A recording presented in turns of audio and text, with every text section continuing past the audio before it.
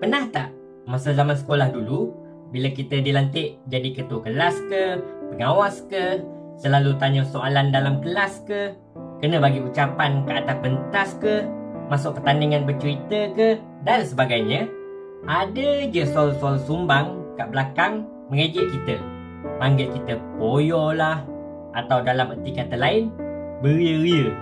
Atau macam kita zaman sekarang ni di media sosial, sebagai contoh, bila kita buat video ke, berlakon ke, menyanyi ke, lukis komik ke, adalah beberapa orang yang bagi komen hamba lah, cringe lah, tak best lah.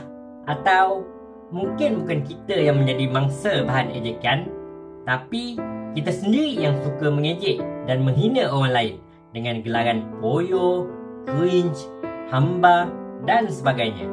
Jadi kenapa wujud orang-orang seperti ini yang suka sangat membuli, mengejek, merendah-rendah dan mematahkan semangat orang lain? Sedangkan orang tu hanya buat hal sendiri je dan tak kacau pun hidup dia. Jika kita letak diri kita dari sudut pembuli atau pemangsa, orang yang suka mematahkan semangat orang lain ini biasanya kerana dia rasa insecure dan rasa cemburu dengan kelebihan dan kejayaan yang ada pada orang lain, tapi tiada pada diri dia. Insecure ini macam suatu perasaan tidak selamat dan tiada keyakinan terhadap diri sendiri.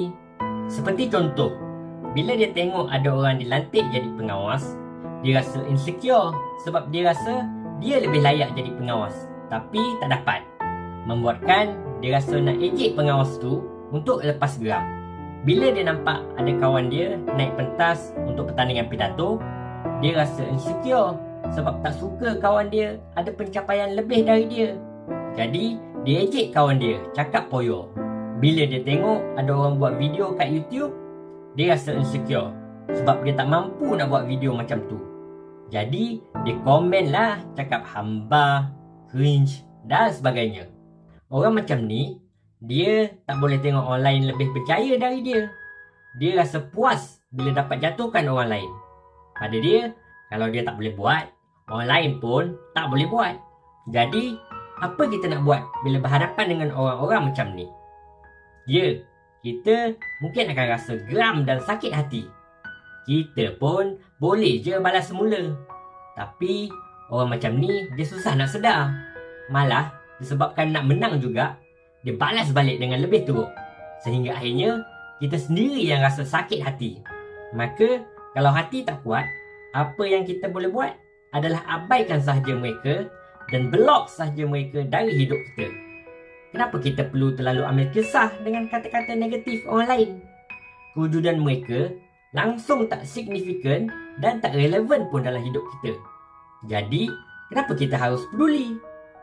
Dan yang penting, kalau ada orang ejek, hina dan kecam kita, jangan sesekali kita putus asa. Kalau kita berputus asa hanya disebabkan ejekan mereka, itu bermakna mereka dah menang. Kalau apa yang kita hasilkan itu tak cukup bagus, jangan risau dan terus mencuba berkali-kali.